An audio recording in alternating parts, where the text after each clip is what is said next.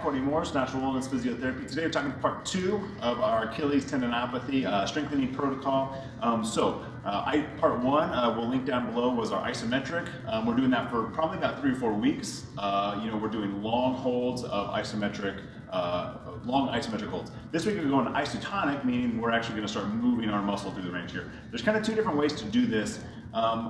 One of them is like an eccentric protocol where you are slowly and gradually lowering yourself down, and the other one is kind of a heavy loading one.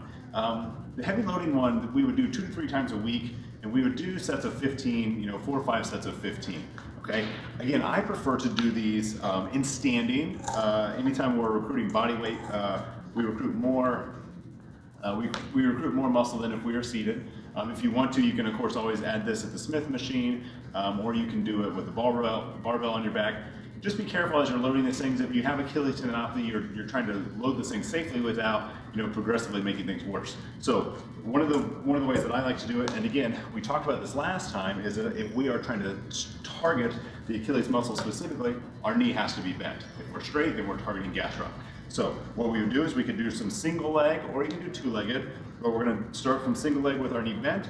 We're going to raise up, and we're going to take about a 3-second raise, pause there for a second, and 3 seconds back down. We're going to lower our way through that, and we're going to do it 10 or 15 times. And we're going to do a couple sets there, and you're going to really feel it in that part. Now the eccentric one can make things uncomfortable because that's not a way that we strengthen very often, right? The other variation we can do, of course, is if you are seated and you have the proper weight machines, is again adding quite a bit of load to this thing and going up and down through there, and again working on progressively overloading those tissues. So work on those too, but it's going to take 8 or 12 weeks to really get over the hump on this Achilles tendinopathy. So if you have questions, message us below. Until next time, Courtney Morris, Natural Wellness Physiotherapy.